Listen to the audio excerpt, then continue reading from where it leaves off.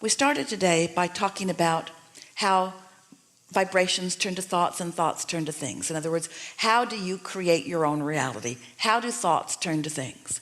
And we're explaining to you that you through life have put a lot into your vibrational reality that has become a bigger and bigger and bolder and riper and readier reality for you to live.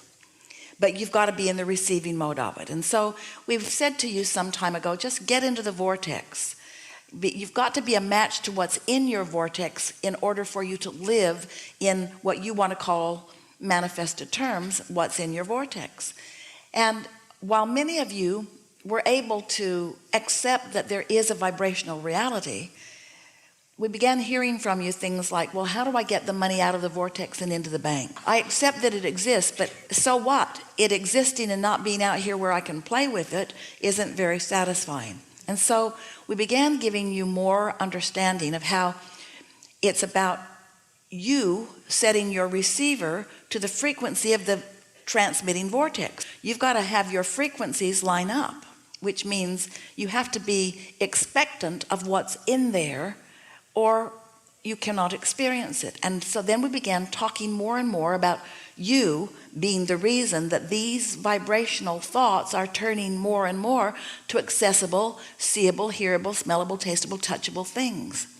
So as you begin to get the sense of how this process of becoming happens, then you are not only the receiver of more of the things that you want, but you get often into this sweet spot of consciousness where you're feeling good and ideas are flowing and you're having rendezvous and good timing and fun, and you feel sure-footed and you feel like you've got the world by the tail, because you do, and your life keeps turning out better and better and better and better for you, because you're no longer blocking all of the things that are making their way into your experience. So we talk about the joy in the journey, but we don't just mean putting up with the endless journey on your way to a slow manifesting desire. We mean really enjoying how you keep asking and you keep allowing, and with each thing you allow, then there's a new asking, so that your desires continue to evolve, because you never get it done and you can't get it wrong. And it just feels so good when you feel that clarity. And there's nothing that makes you feel more blessed or more worthy than to have had an idea and then to have tended to the idea until it is manifested. There's nothing that makes you feel more worthy or more blessed or more satisfied than to have looked into the world, made your choices about what you prefer, and then see that with the power of your own ability to focus both your mind and your emotions, that you can be in the place where life just gets better for you. And then and only then do you begin living the way you intended to live when you came into this physical body to begin with. That's who you are. That's what you expected. That's what you planned.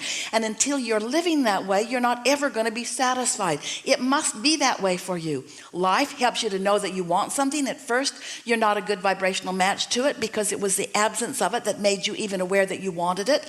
But you minded your mind. You paid attention to the way you felt. You deliberately controlled your thinking a little bit. You cared about the way you feel. You felt better and better. You spent more time in meditation. You looked for more positive aspects. You thought more about the things that made you feel good, and you thought less about the things that didn't make you feel good.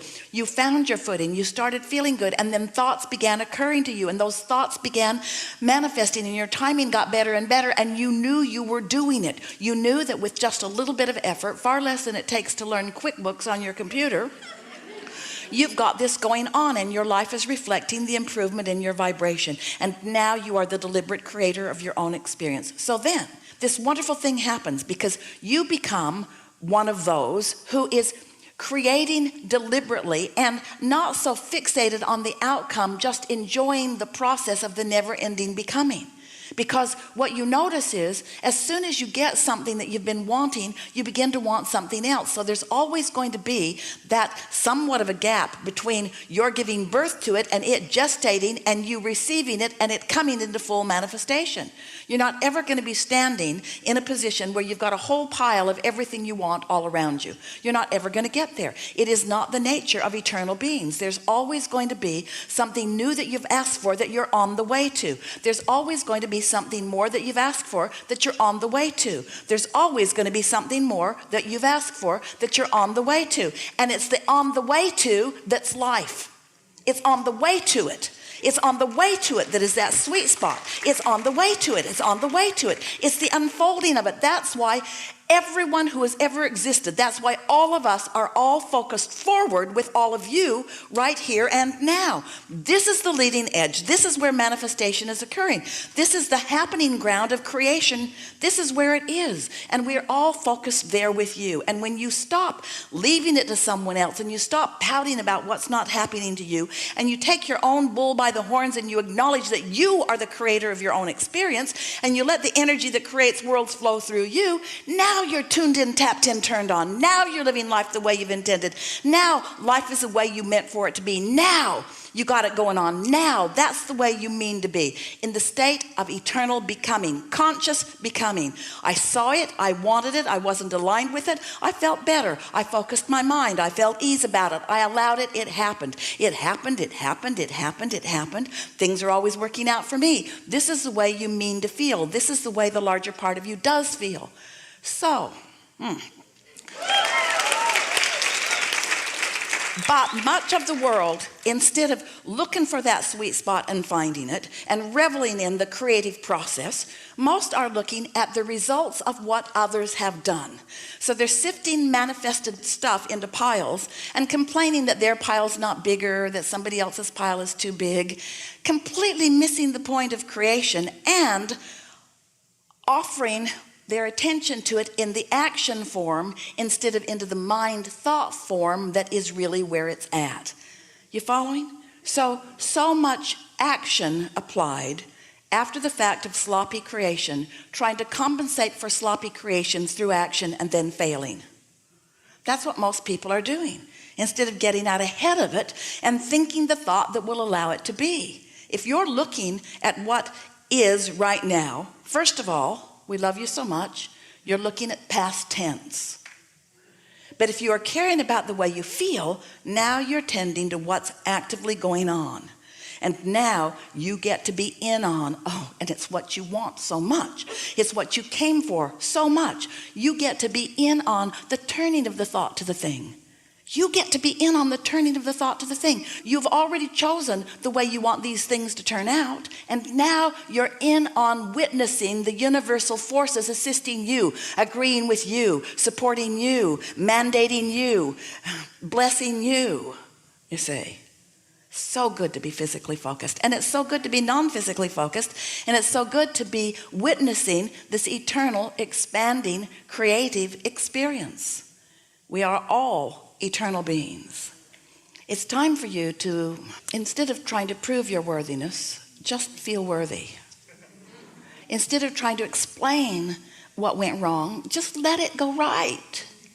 Instead of worrying about the stuff that's not happening, focus on the stuff that is happening, and the stuff that isn't happening will start to happen when you focus on the stuff that is happening. If we could just zap you all with a worthy stick, we would.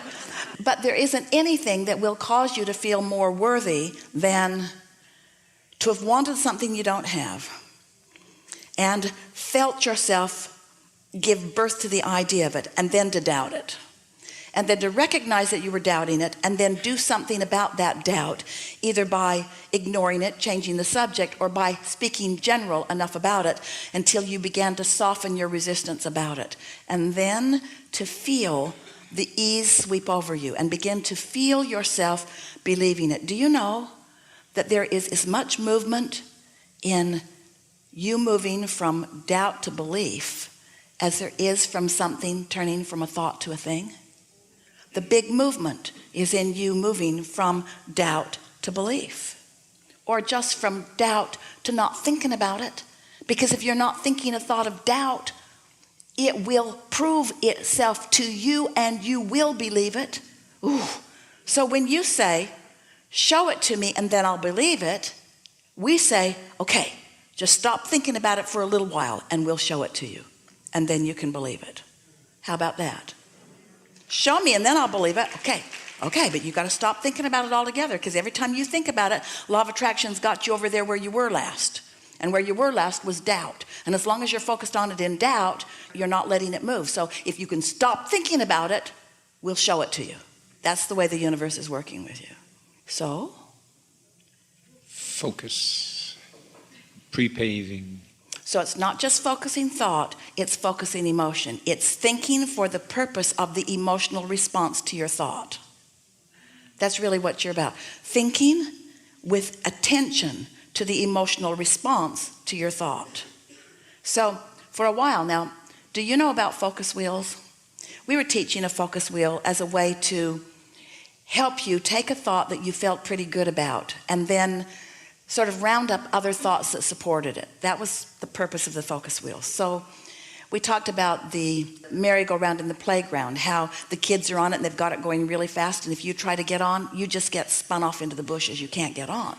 But if they would slow down enough that you could get on and then speed it up, then you can have a good time. So the idea of the focus wheel was to take some thought that you already believe and focus on it, and then as it speeds up, then that thought will give you more benefit because there's more momentum in that thought. So recently, as Esther's been doing focus wheels, where she used to do focus wheels in order to improve a thought that wasn't feeling very good, now she uses focus wheels just to improve or increase the momentum of an already good feeling thought. So Esther's focus wheels these days are only about things that are already really easy to feel good about. And she writes it right in the middle. I feel so good about, and she'll put ... And then she writes all the things she feels good about.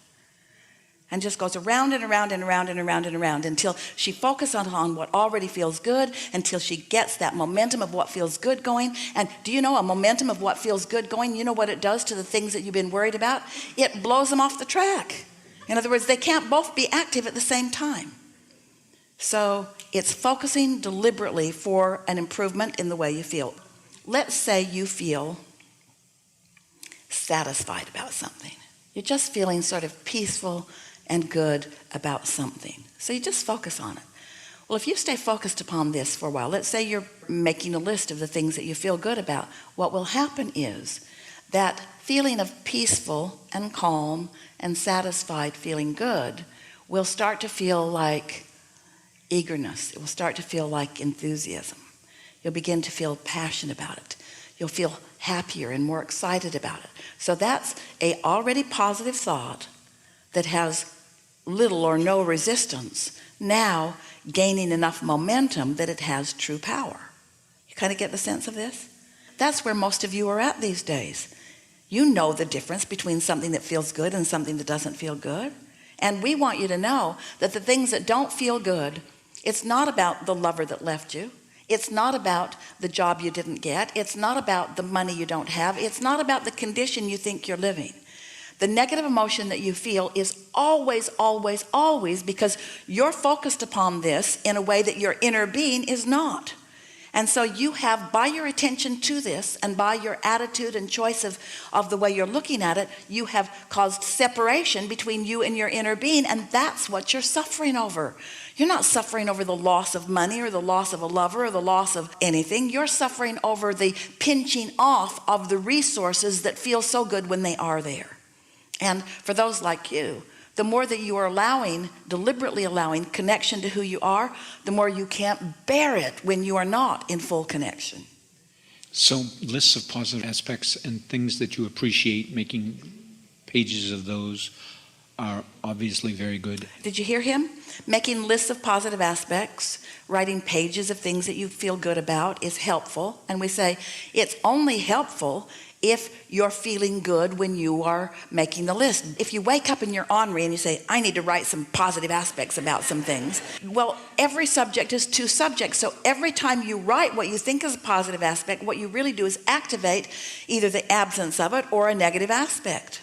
The momentum has to be moving in the direction of feeling good before you turn on the gas.